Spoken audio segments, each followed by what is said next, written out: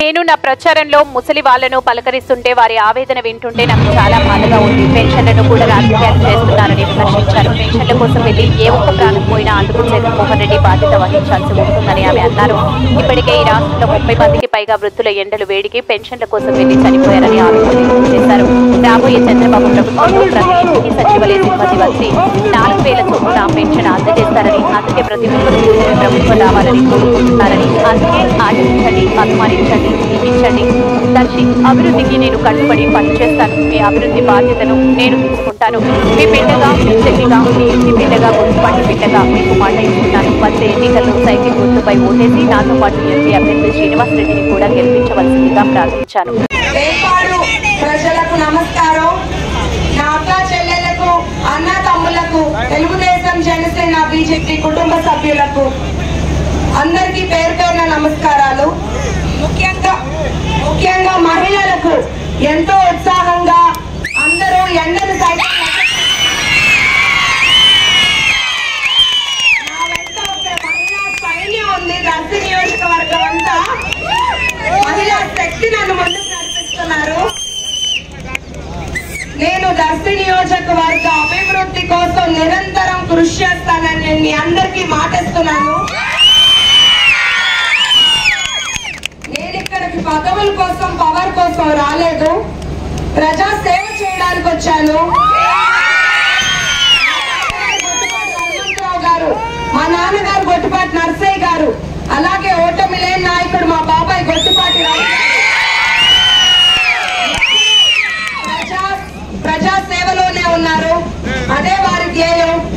వారి వంశం నుండి వస్తూ వారి వారసురాలిగా మీతో పాటు కుటుంబ సభ్యురాలిగా ఉండడానికి వచ్చాను. నేనేదో 4 మాటలు చెప్పి ఓట్లు అడిగి పదవి తీసుకోవడం పారిపోవడానికి రాలేదు. ప్రజా సేవ చేయడానికి వచ్చాను.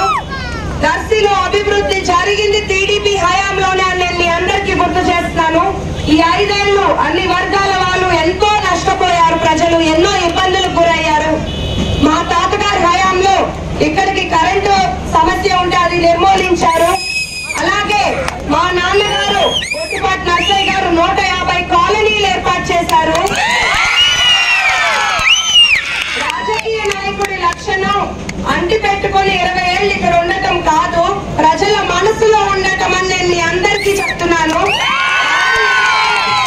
మా తాతయ్య, మా నాన్న, మా బాబాయ్ మీ మనసులో చోటు సంపాదించుకున్నారు. అది నేను కూడా అలా చోటు సంపాదించుకునే మళ్ళీ నెక్స్ట్ ఎలక్షన్ కి మీ దగ్గరకు వస్తాను. అభివృద్ధి అంటే ఏంటో నెక్స్ట్ 10 ఏళ్లలో చూపిద్దాం అందరికి. మీకు ఇక్కడ ఏవైతే సమస్యలు ఉన్నాయో, కాలువల సమస్య, వాటర్ ప్లాంట్, ఇంటింటికి కుళాయిలు, కొత్త కాలనీకి విద్యుత్ స్తంభాలు, ఇవన్నీ ఒక్కొక్కటిగా మన ప్రభుత్వం ఏర్పడ్డాక ప్రణాళిక ప్రకారం ఒక్కొక్కటి తీర్చుకుంటామన్నాము. సంక్షేమం, అభివృద్ధి 2 కళ్ళైన చంద్రబాబు నాయుడు గారు ముఖ్యమంత్రి అయితే రాష్ట్రం ముందుకు వెళ్తుంది, అభివృద్ధి చెందుతుంది. ఆయన వచ్చాక సూపర్ 6 పథకాలు నేను ఒక్కసారి గుర్తు చేస్తున్నాను. 20 లక్షల ఉద్యోగాలు, మహిళల శక్తి పథకం కింద మహిళలకు ఉచిత బస్సు, ఉచిత గ్యాస్, నెలకు 1500 రూపాయలు, చదువుకునే ప్రతి విద్యార్థికి సంవత్సరానికి 15,000 రూపాయలు. ఇప్పుడున్న ప్రభుత్వం ఒక బిడ్డకి 13,000 ఇస్తున్నారు. మన ప్రభుత్వం వచ్చాక ఇంట్లో ఎంతమంది ఉంటే అంతమంది పిల్లలకి 15,000.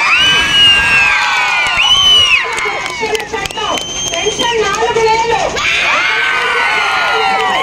వాలంటీర్లకు 10,000.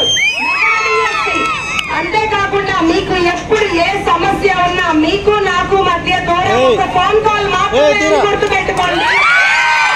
మీరు మా ఇంటికి ఎప్పుడైనా డైరెక్ట్ గా వచ్చి నన్ను నేరుగా కలవచ్చు. ఏ సమస్య అయినా నేను మీతో పాటు అండగా ఉంటాను. మీ మద్దతు నాకు ఎలా అవసరమో నా సహకారం మీకు ఎప్పుడూ ఉంటుంది.